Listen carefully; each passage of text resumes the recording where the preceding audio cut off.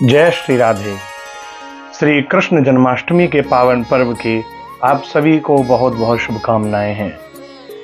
श्री कृष्ण जन्माष्टमी का व्रत जो कि समस्त व्रतों में सर्वश्रेष्ठ व्रत कहलाता है, क्योंकि इस दिन भगवान श्री कृष्ण का प्राकट्य हुआ था। भगवान श्री कृष्ण जो है मथुरा की कंस की कारागृह में जन्म लेकर आए थे, प्रकट होकर के आए थे। इसलिए क्योंकि उस दिन कंस के अत्याचारों से प्रताड़ित होकर के पूरे मथुरावासी, पूरे ब्रजवासी जो है वो सब लोग भगवान की प्रतीक्षा में भूखे रह रहे थे, उनका इंतजार कर रहे थे। ठीक उसी प्रकार हमें भी भगवान के अवतरण दिवस पर उस दिन अन्न का त्याग करके उनके लिए निराहार रह करके व्रत करना चाहिए, जिससे कि भगवान हमारे घर भी प्रकट होकर के हम पर प्रसन्न होकर के हमारे यहाँ पर भी पधारे। यही भाव से हमें जो है ये कृष्ण जन्माष्टमी का व्रत जो है वो करना चाहिए, क्योंकि श्री कृष्ण जन्माष्टमी के व्रत की इतनी महिमा है।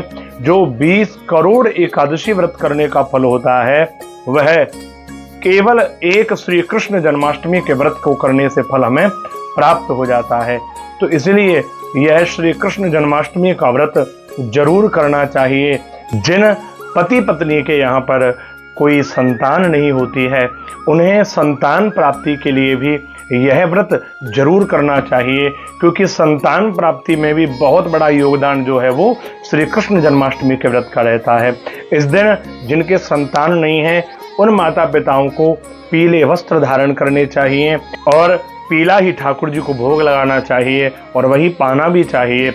और इस दिन आप दूध से बने हुए पदार्थ मीठा ही ग्रहण कर सकते हैं।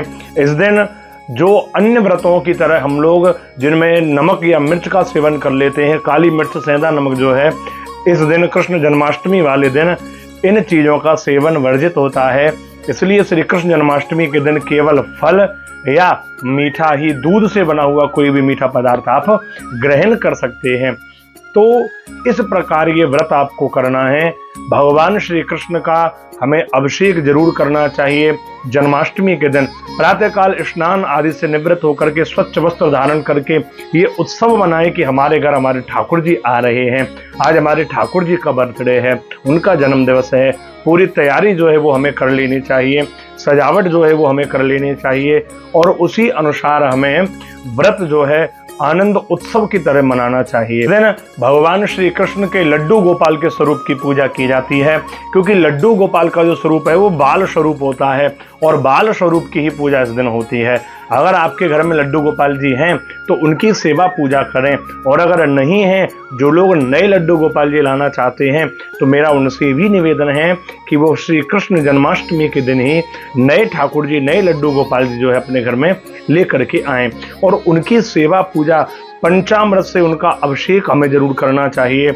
और पंचामृत से अभिषेक करके वह चरणामृत हमें स्वयं ग्रहण करना चाहिए, सपरिवार जो है वो हमें पीना चाहिए, क्योंकि जो व्यक्ति चरणामृत पिया करता है उस व्यक्ति की कभी अकाल मृत्यु नहीं होती है।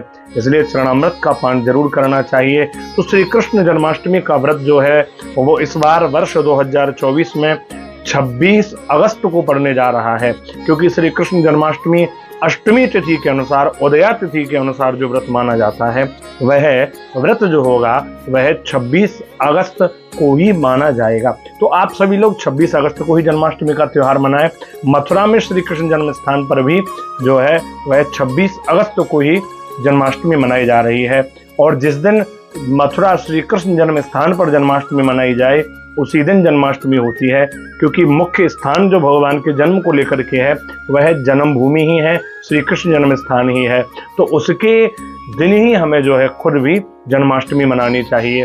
तो आप सभी लोगों से निवेदन है यह जन्माष्टमी का व्रत जरूर करें और अपने परिवारी जनों को ये जानकारी अवश्य दें, क्योंकि अगर इस दिन कोई व्रत नहीं करता है तो उसे महापाप लगता है, और उस पाप से अगर बचना चाहते हैं तो श्री कृष्ण जन्माष्टमी का व्रत जरूर करें। तो अपने सभी इष्ट मित्र, बंधु बांधव, प्रेमी जनों को ये कह दीजिएगा कि श्री कृष्ण जन्माष्टमी, क्योंकि उस दिन हमारे परम लाडले ठाकुर श्री भगवान कृष्ण का प्राकट्य उत्सव है, तो वह उत्सव जरूर मनाना चाहिए। इसलिए जन्माष्टमी का व्रत करना चाहिए।